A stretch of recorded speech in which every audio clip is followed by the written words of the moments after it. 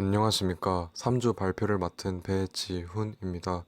저희 조는 교재 105페이지부터 124페이지에 해당하는 내용인 수령에 빠진 노동자들 부분을 담당했습니다. 목차입니다. 첫째, 왜 노동 착취가 계속되나? 둘째, 노동조합과 기업. 셋째, 최저임금의 문제. 넷째, 최저임금 인상에 대한 상반된 주장. 다섯 번째, 소득 불평등을 해소하는 생활임금. 마지막으로 노동자에게 더 나은 삶을입니다. 자본주의가 과연 노동계층에게 유익한 것일까라는 질문은 두 주위의 각축을 벌인 핵심 질문이라고 합니다. 이러한 질문에 공산주의 측은 자본주의 사회에서 노동자들이 착취를 당함을 주장하였고, 자본주의 측은 전 세계 노동자들이 자본주의 덕분에 더 나은 삶을 살게 됨을 주장하였습니다. 자본주의가 노동계층에게 유익한 것인지는 지금부터 알아보도록 하겠습니다. 독일의 경제학자 마르크스는 모든 가치는 노동자의 시간과 활동을 통해 만들어진다 라는 노동가치설을 발전시켰습니다. 또한 생산에 투입되는 자본마저 과거에 이루어진 노동을 통해 만들어졌다고 주장하였고, 소수의 자본가들이 생산수단을 독점하는 것이 자본주의의 구조라고 묘사하였습니다. 이러한 마르크스가 말하는 자본주의의 구조는 노동자들은 자본가를 위해서 일하지 않으면 생존할 수 없고, 국가는 이러한 힘의 불평등을 강화하였으며, 일자리가 없는 노동자들은 착취당하는 노동자들의 소수 기회를 억제하는 예비 인력이다 라는 구조를 말하고 있습니다.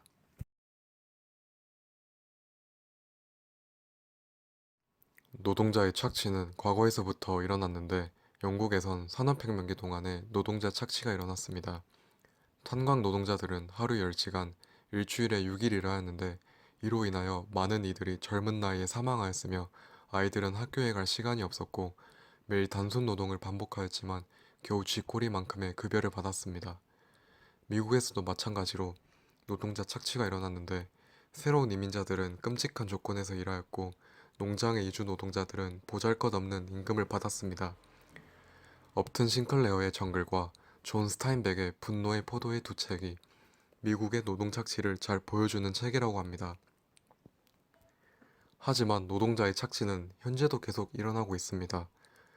플로리다에서 일하는 토마토 농장의 이주 노동자들은 폭염 속에서 쉬지도 못하는 끔찍하고 열악한 노동 조건에 시달렸으며, 중간 관리자는 일자리를 대가로 여성 노동자들을 성추행하기도 했습니다. 또한 2012년 국제노동기구가 전 세계적으로 약 2100만 명이 노예처럼 살아간다고 추정하였습니다. 이러한 빚구속, 강제노동, 아동노동, 인신매매, 성매매 등이 노동자 착취에 포함이 됩니다. 이렇듯 자본주의는 근본적으로 노동자들을 착취하는 특성을 가진 것일까요? 그렇다면 노동자들의 착취가 개선되기 위한 방법에는 무엇이 있을까요? 첫째, 국가 정책을 통해서 노동 시간을 제한한다. 둘째, 노동자들의 안전과 임금, 혜택을 개선한다. 셋째, 지각 있는 기업들이 합쳐서 하청업체와는 거래하지 않는 것 등이 있습니다. 세 번째 대표적인 사례로는 이모칼리 노동자 연합이 있습니다. 이 연합은 노동자들을 착취하거나 제대로 월급을 지급하지 않는 농장에서 생산되는 토마토는 구매하지 않습니다. 다음으로 노동 조건은 주로 노동자들이 많고 적음에 따라 달라진다고 하는데, 노동자들이 많을 땐 기업은 낮은 임금을 제시하며, 노동자가 부족할 땐 기업은 좀 더 높은 임금을 지급합니다. 하지만 두 가지 경우 모두 노동자들이 받는 임금은 생활에 필요한 생활임금에도 못 미친다고 합니다. 105페이지부터 108페이지까지 해당되는 내용은 박다윤 조원이 맡았습니다. 다윤 조원이 제기한 질문입니다. 노동자들의 착취가 좀 더 개선되려면 국가나 지주 있는 기업들의 도움이 필요한 것 같은데, 시민들은 이런 부당한 착취를 당하는 노동자들을 조금이라도 도와줄 수 있는 방법이 없을까요?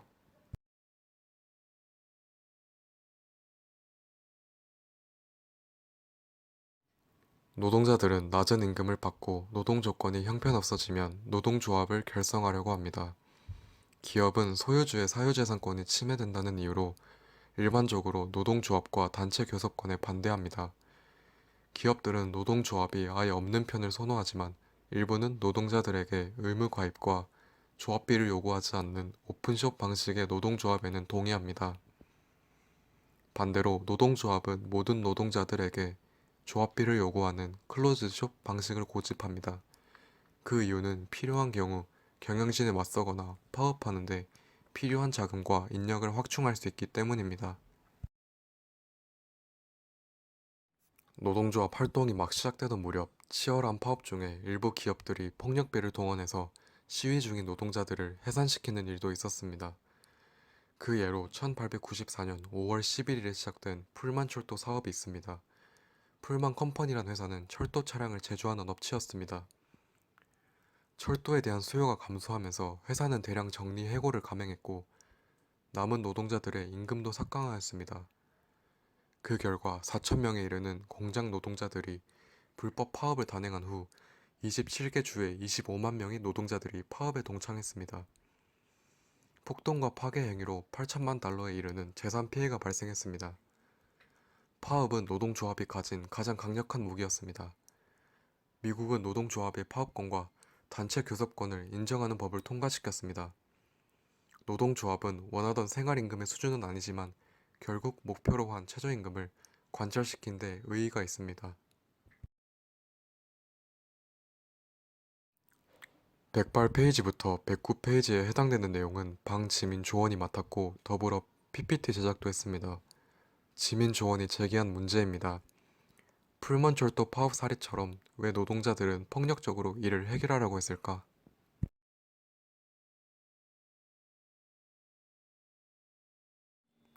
현재 최저임금은 시간당 7.25달러로 2009년부터 줄곧 정체되어 있습니다. 시간당 7.25달러를 버는 노동자가 일주일에 40시간 일한다면 미국의 어느 주에 가든 겨우 원룸 아파트 하나를 얻을 정도에 불과합니다. 1940년대 이후부터 1980년대까지 미 노동자들의 소득과 삶의 질은 많이 나아졌지만 중산층이 형성됨에도 경제적 하락을 막을 순 없었습니다. 노동자들은 최저임금을 현재 시급 7.25달러에서 크게 인상하기 위해서 힘을 쏟고 있습니다. 그 예로 패스트푸드 음식점의 노동자들은 최저임금을 현재보다 2배 높은 15달러로 올리려고 노력 중입니다. 1920년대 헨리 포드는 높은 이직률과 결근 때문에 임금 인상을 찬성했습니다. 포드는 노동자들이 포드 자동차를 구매할 수 있을 만큼 충분한 임금을 받도록 해야 한다고 생각했습니다. 시애틀은 최저임금을 시급 15달러로 인상하는 법을 통과했습니다. 문제는 시급 7달러, 10달러, 12달러, 심지어 15달러까지도 생활임금으로는 부족합니다. 요즘 맥도날드나 월마트 계산대에서 눈에 띄는 나이 많은 노동자들은 열심히 일해도 가난을 벗어날 수 없는 워킹 푸어들입니다. 원내 최저임금 인상 운동은 노동력 착취를 막기 위해서 시작되었습니다. 현재 전 세계에서 90% 이상의 국가가 최저임금제를 시행하고 있습니다. 최저임금의 비율은 지역마다 크게 다른데 임금을 일정 수준 이상 유지할 뿐만 아니라 팁을 받아 생계를 꾸리는 서비스 노동자처럼 특별한 경우도 포함됩니다. 하지만 높아진 생산성으로 생겨난 이익은 노동자가 아니라 주로 기업의 수익과 주주, 또 경영진에게 흘러들어갔습니다. 자본주의가 모든 사람들에게 경제 발전의 과실을 나누어 준다는 밀턴 프리드먼의 유명한 발언과는 정반대 상황입니다. 따라서 생산성 향상이 모든 배를 더 높은 수위의 바다에 띄워준다는 말은 사실이 아닙니다. 110페이지부터 114페이지에 해당하는 내용은 배지현 조원이 맡았습니다. 지연 조원이 제기한 문제입니다. 두 가지입니다. 첫째, 최저임금을 인상을 하는 것과 하지 않는 것 중 어떤 것이 가장 경제에 도움이 되나요? 둘째, 생산성 향상이 노동자에게도 이득이 될 수 있는 방법은 아예 없는 것인가요?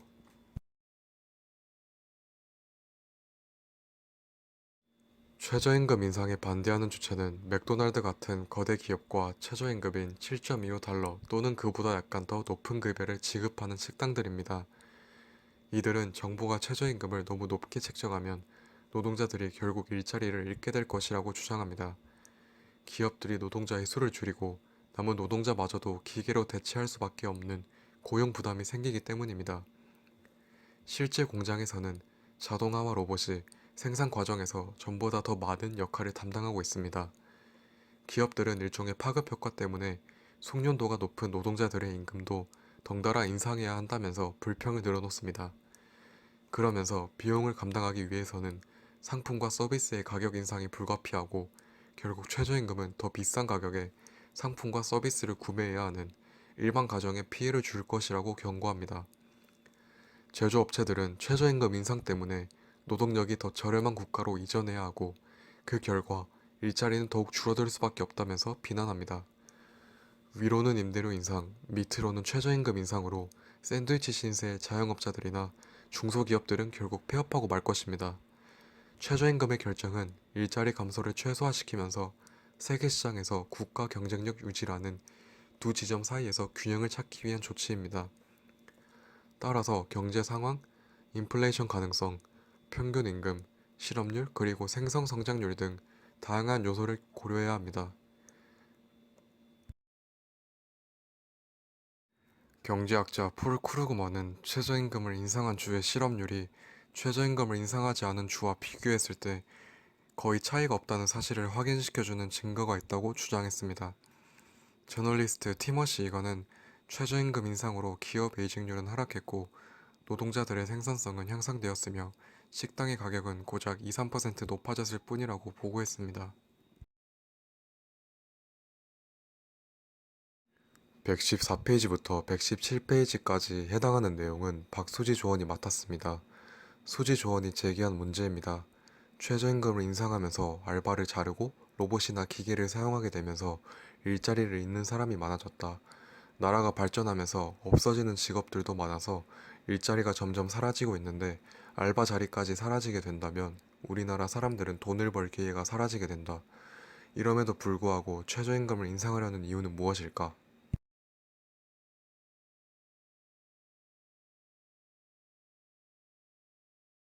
일부 경제학자와 정치평론가는 미숙련 노동자들의 소득 향상을 위해서 대안적 해결책을 제안합니다. 첫 번째는 모든 노장들에게 생계를 위해 충분한 비용인 기본소득을 제공하는 것입니다. 이는 폭넓은 세수를 기반으로 실시되는 정부의 이전 지출로 특정 산업의 효율성을 하락시키지 않습니다. 이 주장의 논리는 노동자들이 일할 때보다 실직 상태일 때 비용이 더 많이 든다는 것입니다. 실직자들에게 제공되는 실업수당과 푸드스탬프, 또 복지 서비스에 따른 지출은 이들이 유용한 프로젝트를 위해 고용되도록 지원할 때보다 더 큽니다. 두 번째인 최저소득 보장은 앞에서 설명한 제안을 변형한 것으로 자산조사와 민간 분야의 노동시장 또는 봉사활동에 참여하라는 노동자의 의지를 조건으로 최저소득을 보장해야 한다는 주장입니다. 정부는 지금의 비효율적인 프로그램을 없애고 모두에게 최저임금을 보장하는 일관되고 간편한 프로그램을 제공할 수 있습니다. 세 번째 접근 방식은 어느 정도 소득이 있는 가정에만 허용되는 환불성 세액공제입니다. 정부는 세금을 받지 않고 납세자에게 환급만 해줄 수도 있습니다. 네 번째는 공동결정이라는 방식인데 정부는 최저임금 결정에 관여하지 않고 기업과 노조가 단체 교섭을 통해 최저임금을 결정하는 방식입니다. 다섯 번째로 공동결정보다 더욱 강력한 제안은 노동자 중심의 기업을 만들어야 한다는 제안입니다. 노동자들은 종업원 지주제도에 따라 기업의 지분을 소유합니다. 이들은 기업 경영에 참여하고 무엇을 어디에서 어떻게 행사할지 결정하고 벌어들인 이윤 중 어느 정도를 또 소비하고 분배할지 결정할 수 있는 권한을 행사할 수 있습니다. 마지막으로 사회보장연금에 은퇴를 위한 보편적 저축계획을 수립해야 한다는 제안이 있습니다. 은퇴 후 노동자들에게 사회보장연금은 생활하기에 충분치 않습니다. 그래서 보편적 저축계획을 주장하는 사람들은 노동자를 위해 수수료가 저렴하고 개인 펀드가 운영하는 유연한 평생저축 프로그램을 만들어야 한다고 주장합니다. 예를 들어 22세의 노동자가 67세까지 일한다면 은퇴 시 저축은 16만 달러로 현 노동자들의 평균 잔고인 4만 2천 달러보다 훨씬 많습니다.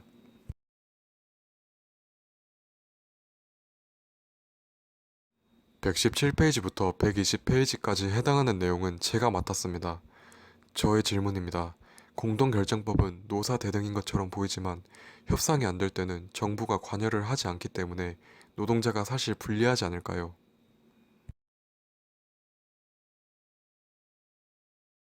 기업이 노동자에게 임금과 대우를 개선한다면 더 높은 이윤을 창출할 수 있다는 견해가 점차 늘고 있습니다. 일에 대한 만족도가 높은 노동자들은 고객이 진정으로 원하는 것을 알아내기 위해서 기꺼이 애씁니다. 코스트코, 레고 같은 기업의 노동자들은 일에 대한 높은 만족도를 가지고 있고 더 높은 임금을 지급하는 경쟁사의 노동자들보다 더 많은 성과를 냅니다. 신경과학을 연구하는 폴 잭은 직장을 신뢰하고 더 높은 목표가 있는 노동자들이 더 많은 즐거움을 경험한다고 밝혔습니다. 그의 연구팀은 행복한 노동자들이 더 생산적이고 혁신적이며 기업의 실적에도 더 큰 기여를 한다는 사실을 확실히 보여주는 증거를 찾았습니다. 몇몇 진보적 기업들은 한 발 더 나아가 노동자들의 건강한 삶에 투자하려 합니다. 미국에서 직장 내 건강 관리에 들어가는 비용은 약 60억 달러의 규모를 자랑합니다. 직업 만족도를 높일 수 있는 또 다른 요소는 유급휴가와 휴일이 있습니다.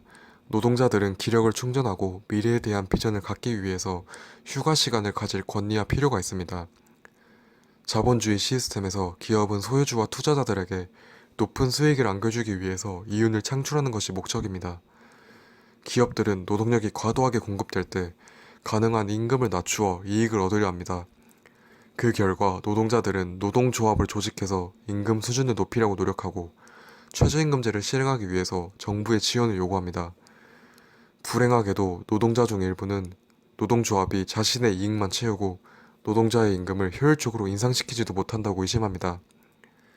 그 결과 제조업과 서비스 산업에는 많은 노동자가 노동조합 결성을 거부하고 있습니다. 노동조합 운동이 노동자들에게 더 높은 임금과 혜택을 제공하고 이들 삶의 질을 높여준다는 것은 의심할 바 없는 사실입니다. 현재 대부분 선진국에서 노동자에 대한 착취는 과거에 비해 훨씬 줄어들었습니다.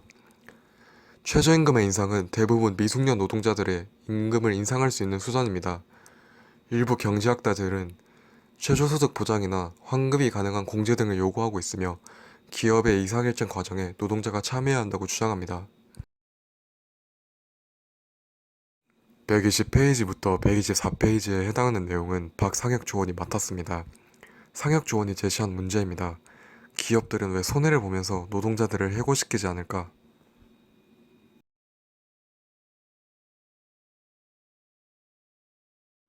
저희 조의 모든 조원들이 성실히 활동에 참여해줘서 과제 진행이 매우 수월했습니다.